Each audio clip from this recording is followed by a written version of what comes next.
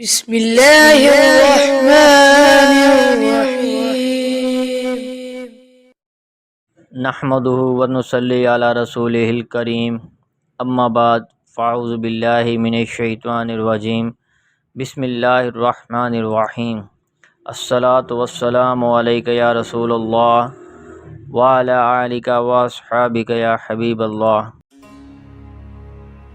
عطا بن ابی رباح سے روایت ہے کہ ابو ہریرہ رضی اللہ عنہ نے کہا، ہر نماز میں قرأت کی جاتی ہے تو جیسے رسول اللہ صلی اللہ علیہ وآلہ وسلم نے ہمیں بال جہر سنایا، ہم نے بھی تمہیں جہراً سنا دیا، اور جسے آپ نے چھپایا ہم نے بھی اسے تم سے چھپا لیا۔ وضاحت یعنی اس میں جہر نہیں کیا، اسے آہستہ پڑھا۔ الشیخ عمر فاروق سعیدی حفظ اللہ فوائد و مسائل۔ مقصد یہ ہے کہ جو قرأت جہری تھی ہم جہری کرتے ہیں، اور جو سری تھی ہم بھی سری کرتے ہیں۔ امت کا اجماع ہے کہ فجر، مغرب، عشاء، پہلی 2 رکعتیں، جمعہ، عید اور استسقاء میں قرأت جہری ہوتی ہے، اور ظہر، عصر اور مغرب کی تیسری اور عشاء کی آخری دونوں رکعتوں میں سری۔ صحابہ کرام رضوان اللہ عنہم اجمعین امت کا وہ پہلا عظیم طبقہ ہے جس نے دین کو رسول اللہ صلی اللہ علیہ وآلہ وسلم سے حاصل کیا، اور ان سے بعد کے لوگوں نے ان سے حاصل کیا۔ الشیخ عمر فاروق سعیدی حفظ اللہ فوائد و مسائل۔ جو شخص نماز میں سورۃ فاتحہ نہ پڑھے، اس کی نماز کے حکم کا بیان ابو ہریرہ رضی اللہ عنہ بیان کرتے ہیں کہ رسول اللہ صلی اللہ علیہ وآلہ وسلم نے مجھے حکم دیا کہ میں یہ اعلان کر دوں کہ سورۃ فاتحہ اور کوئی اور سورت پڑھے بغیر نماز نہیں۔ ابو قتادہ رضی اللہ عنہ کہتے ہیں کہ رسول اللہ صلی اللہ علیہ وآلہ وسلم نے ہمیں نماز پڑھاتے تو ظہر اور عصر کی پہلی 2 رکعتوں میں سورۃ فاتحہ اور ایک سورت پڑھتے تھے، اور کبھی ہمیں ایک آدھ آیت سنا دیتے تھے، اور آپ ظہر کی پہلی رکعت لمبی اور دوسری رکعت چھوٹی کرتے، اور اسی طرح صبح کی نماز میں کرتے۔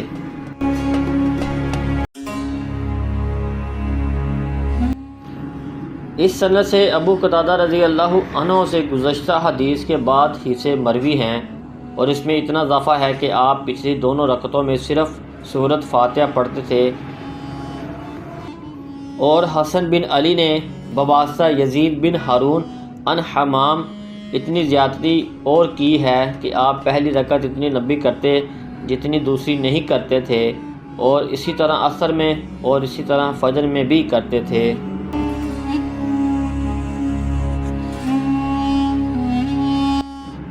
ابو قتادہ رضی اللہ عنہ کہتے ہیں کہ ہمارا خیال ہے کہ آپ صلی اللہ علیہ وآلہ وسلم ایسا اس لیے کرتے تھے کہ لوگ پہلی رکعت پا جائیں۔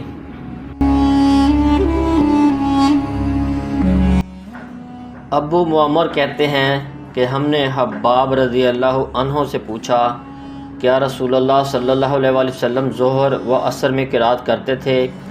انہوں نے کہا ہاں قرأت کرتے تھے۔ ہم نے کہا آپ لوگوں کو یہ بات کیسے معلوم ہوتی تھی؟ انہوں نے کہا آپ کی داڑھی کے ہلنے سے۔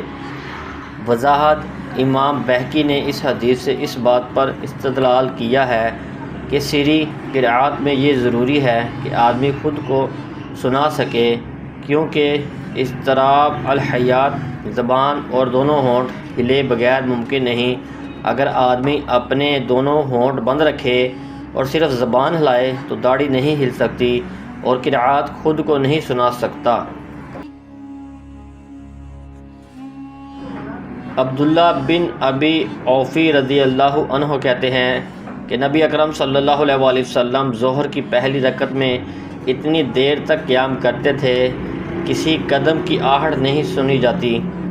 وضاحت یعنی جماعت میں آنے والے سب آ چکے ہوتے، کوئی باقی نہیں رہتا۔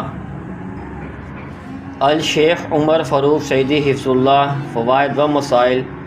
ظہر اور عصر کی آخری رکعتوں میں صرف سورۃ فاتحہ پر کفایت کرنا اور مزید پڑھنا بھی درست ہے، جیسے کہ آگے آ رہا ہے۔ سری نماز میں امام کے لیے مستحب ہے کہ اپنی قرات میں سے کبھی کوئی آیت قدرے اونچی آواز سے پڑھ دیا کرے۔ پہلی رکعت کو دوسری کی نسبت قدرے لمبا کرنا مستحب ہے۔ امام اگر اس نیت سے قرات کو طول دے کہ لوگ رکعت میں مل جائیں، یہ مباح ہے۔ سری قرات میں ضروری ہے کہ الفاظ زبان سے ادا ہوں، نہ کہ ہونٹ بند کر کے الفاظ پر تفکر کرنا، کیونکہ نبی کریم صلی اللہ علیہ وآلہ وسلم کی داڑھی مبارک اثنائے قرات میں حرکت کرتی تھی۔ معلوم ہوا کہ آپ صلی اللہ علیہ وآلہ وسلم کی داڑھی مبارک اس قدر لمبی تھی کہ قرات کرنے سے اس میں یہ حرکت ہوتی تھی۔